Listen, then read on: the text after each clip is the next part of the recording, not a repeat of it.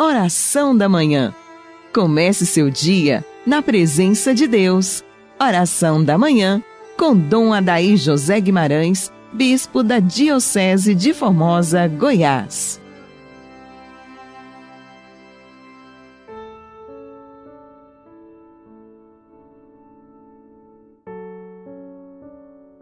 Graças e louvores se deem a todo momento ao Santíssimo e Diviníssimo Sacramento. Dileto ouvinte, iniciemos juntos nossa manhã orante, em nome do Pai, do Filho e do Espírito Santo. Amém. O Senhor é minha luz e minha salvação, a quem poderei eu temer? O Senhor é o baluarte de minha vida, perante quem tremerei? Meus opressores e inimigos são eles que vacilam e sucumbem. Como é bom estarmos na presença do Senhor, nesta manhã de adoração. Muitas igrejas hoje com o Santíssimo exposto o dia todo, sacerdotes atendendo confissões. Aqui em Formosa nós temos a paróquia São Sebastião com adoração perpétua, sempre com confissões, e as pessoas poderão com alegria beber neste manancial que é a Santíssima Eucaristia, que nós comungamos na missa e adoramos também fora da missa. A presença real de Jesus em corpo, sangue, água, alma e divindade na Santíssima Hóstia consagrada nos fortalece, nos dá alento, impulsiona o nosso coração sacerdotal de todos os sacerdotes a este amor a Cristo e também dos fiéis. Como a Eucaristia é importante nesse processo nosso de santidade. É impossível você pensar a santidade na igreja sem a Eucaristia, sem os sacramentos. A Eucaristia ela possui um valor absoluto nas nossas atividades da igreja. E quanto mais conhecemos a Santíssima Eucaristia, o valor da Santa Missa na nossa vida, de padres, de religiosos, de leigos e leigas, mais nós vamos nos aprimoramos na prática da virtude, da humildade, pois o Cristo é humilde. Quem conhece as coisas da igreja e não acolhe a humildade no coração, não entendeu o poder do sacramento. Nós precisamos fugir sempre daquele zelo amargo que eu vejo muito na nossa igreja, que é o farisaísmo católico, em que as pessoas pensam que estão num grau de elevação tão grande que elas podem picar contra as outras e dizer-se melhores. Ninguém é melhor do que ninguém diante de Deus. Precisamos ter isso. E precisamos ter paciência. Nesses tempos difíceis também para a igreja, muita confusão, muitos desatinos, muitos desencontros, muito desrespeito às normas litúrgicas, conceitos estranhos que muita gente vai introduzindo na missão da igreja, e nós precisamos ter firmes. Por isso eu digo para você, querido padre, na sua paróquia, na sua pastoral, na sua igreja, seja um sacerdote católico, isso basta. Viva aquilo que a igreja nos ensina. Nesses tempos de confusão, a gente se apega à verdade.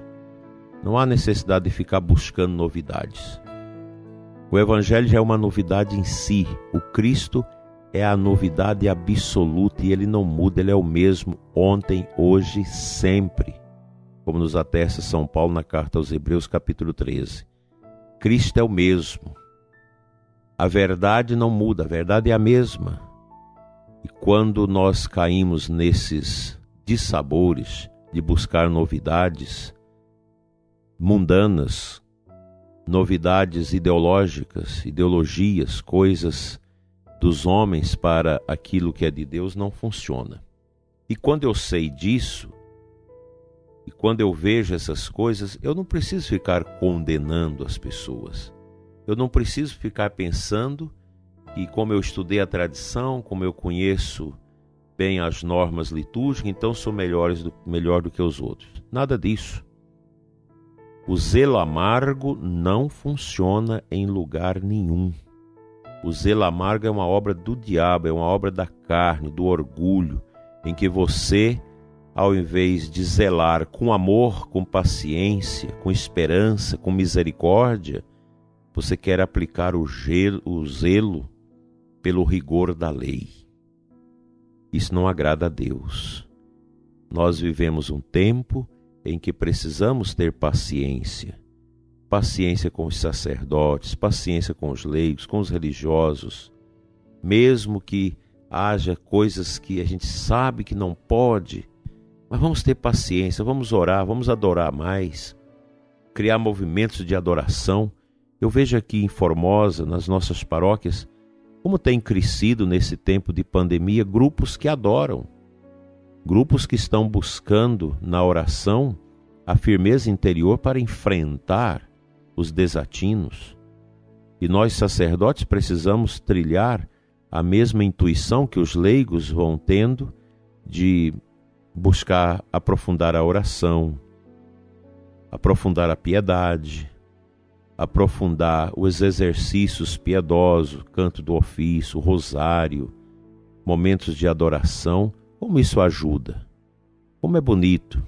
Como é bonito você ver os jovens adorando a Deus, mesmo com toda essa dificuldade de distanciamento, mas está aí.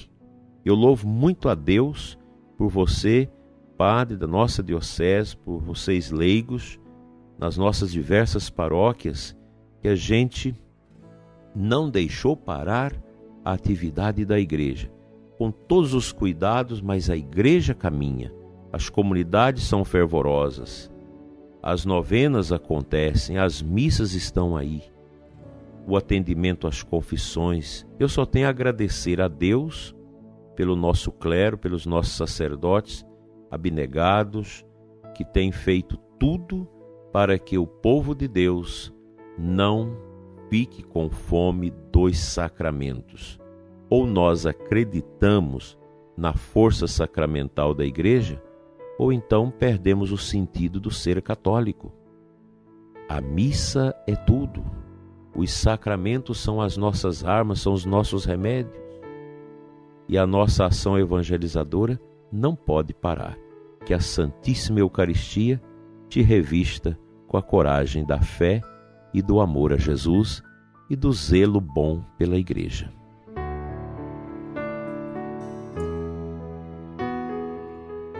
A primeira leitura da Santa Missa desta quinta-feira é extraída de 2 Coríntios 3,15, depois o início do capítulo 4.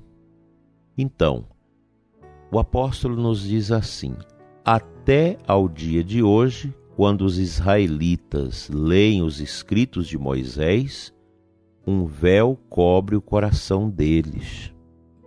Mas todas as vezes que o coração se converte ao Senhor, o véu é tirado. Pois o Senhor é o Espírito, e onde está o Espírito do Senhor, aí está a liberdade. Que palavra tão doce, que palavra tão viva.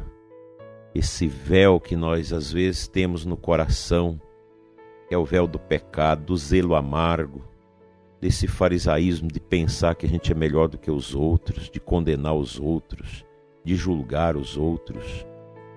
Quando a gente coloca a Sagrada Escritura no lugar dela, dentro da nossa alma, dentro da nossa vida, estes véus estranhos vão sendo tirados. É o que nós precisamos, prezado ouvinte, sermos homens e mulheres de fé na liberdade. O cristão livre não se apega a essas bobagens, não se apega ao orgulho, às vaidades, à prepotência, a essa mania de pensar que sabe tudo, sabe mais do que todo mundo, que só você está certo. Nós vivemos um tempo de tanta confusão que a gente precisa romper com isso. Não fazer parte desse time de confusão, de divisão, de brigas, de confusões que tiram a unção e a nossa oração, o poder da nossa oração. Te convido nesta quinta-feira a fazer a sua adoração ao Senhor, a ler a liturgia de hoje. Quem puder ir à Santa Missa, por favor, o faça. Eu tenho certeza que o seu coração vai vibrar de amor, de esperança, de poder. Como Cristo renova o nosso coração a cada dia. Que a paz reine dentro de você. Você, sacerdote, religioso, seminarista, lideranças leigo, povo de Deus. Quanta beleza a gente sente que sai do grande culto, da grande oração, da adoração do nosso povo. É a oração que está segurando tudo. E é nela que nós vamos encontrar o verdadeiro sentido da liberdade, que nos impele a fé, a esperança e a prática profunda da caridade. Amém.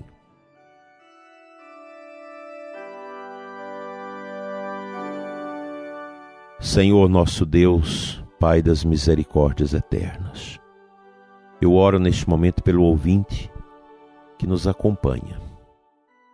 Dai, Senhor, a paz aos que estão na aflição, alegria aos que estão tomados pela tristeza. Aumente a fé, Senhor, dos que estão bambos, tristes, desanimados. Cura, Senhor, o coração dos aflitos, dos enfermos. Te entregamos as pessoas que estão se recuperando desta peste. Vem, Senhor, em auxílio dos sacerdotes que lutam pela vida, na UTI, no entubamento. Abençoa, Senhor, os nossos parentes que estão sofrendo, internados. Abençoa esse ouvinte que nos escuta dentro do hospital e que a intercessão, Senhor, de Nossa Senhora de São Padre Pio lhe dê a graça da cura e da restauração da sua saúde.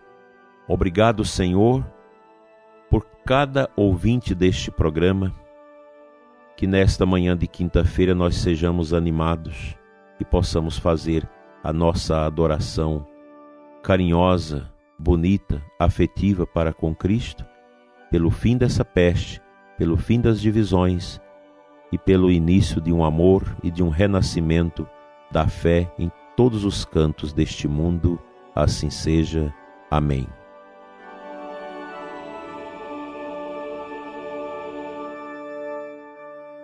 O bom Deus te abençoe e te guarde com uma quinta-feira na luz. Em nome do Pai, do Filho e do Espírito Santo. Assim seja. Até amanhã, se Deus assim nos conceder esta graça.